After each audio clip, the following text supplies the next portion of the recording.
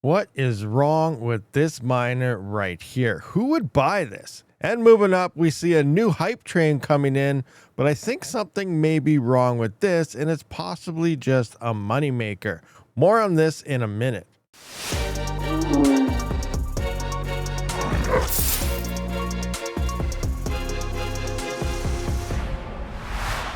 What's going on, everyone? Welcome, Rabid here, and we are hanging out on the Twitter account or X account of AlphaPex. This is AlphaPex, and they recently released a new timeline as well as some new miners emerged. So let's take a look at this timeline right now. So 2024, they released the DG1, and then the DG1 Plus. They went to the DG1 Home, which was a very popular miner here. At this point, it's already getting pretty outdated compared to the new hardware that's coming. Then we got the DG Hydro 1, which I think is a huge waste of money. And then we got the DG2, and now we got the DG2 Plus, which is top of the line script miner right now for Litecoin and Dogecoin. A lot of people like to add bells into this.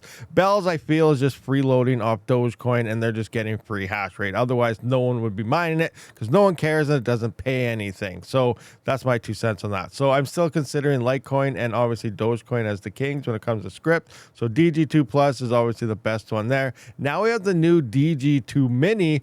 A lot of people are talking about this, and I'm not sure. I know a lot of people are hyped up about it, but I think this might just be some bad bin chips just to kind of dispose of them and make a little more money. I don't know for sure, but let's kind of go through some numbers. All right, first, let's start with the DG Hydro 1. This thing is a 20 gigahash miner at 6,200 watts. So this came out earlier in the year. Like, I don't know, maybe it's not released. It's just really like 29 minutes ago. They said, meet this miner. It's almost seeming like it's a new thing. Long-term ROI. Yeah, because it's not that efficient. 20 gigahash for 6,200 watts. We just seen the DG2 Plus is coming in at 21 gigahash at only 3,855 watts. So this miner is over 2,000 watts more for less hash rate. And, depending on your power and stuff, obviously you need cheap power for this. Is a cooler solution and quieter solution worth an extra expenses of over 2,000 watts for the same amount of hash rate as an air-cooled miner? I guess that's totally up to you, but I don't see an efficiency standpoint as a home miner standpoint. I don't know what kind of power or anything it uses. It's probably obviously geared up towards large mining farms with super cheap power and all the infrastructure for these. But as a home miner myself, I do not see the value in this thing at all, as the expenses are going to be a lot higher to run this thing. All right, guys, so now let's take a look at the DG2 Mini. Now, again, I mentioned kind of earlier, this is a hype train, a nice home miner, but it always seems home miners get screwed, and that's kind of where we're going to look at this. Now, this is still coming in for a home miner. It's still a really good miner and stuff, efficiencies and stuff, but I do think home miners are getting screwed on this because it should be better based on the DG2 Plus. So it's coming into some numbers here. Here we can see mine LTC to earn Doge, Bells, Lucky, Pep, and more. Your merge mine, you're not mining Litecoin to earn Doge. You are mining the script algorithm, and you're mining all of these coins. So anyway, 4.5, it's saying kgs here. So that's the weight. It's 230 by 198 by 140 millimeters, but 2.4 gigahash at 530 watts. Those are the numbers we care about, or at least those are the only numbers I care about when it comes to a miner. Obviously, noise levels matter so that we can showcase if you can use it in an apartment or not. This should be quiet because it's a little mini miner like this. It looks like a gold shell box miner, so you kind of have an idea there.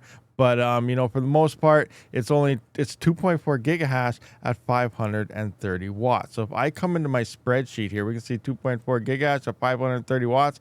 That is 4.52 megahash per watt of power used. So if this is indeed using DG2 chips like they're declaring, the DG2 Mini, this should be around 5.44 megahash per watts. Usually, like with gold shell and stuff, when they make their bigger miners and stuff, they're putting the exact same chips into their miners. It's just more of them. Not sure their efficiency always sucks, but you're still getting the same hash rate per the watts that you're using based on the smaller or larger models, and it's all around the same efficiency. So in theory, if this was using the same good DG2 Plus chips, we should be at about 2.9 gigahash at 530 watts to be around 5.47. That's just a close number I got. So, it might be 2.8 gigahash. I'm just trying to show you it should be around 2.9 gigahash to get the same type of efficiency. So one, they're either putting in cheaper power supplies, and then on top of that, it's using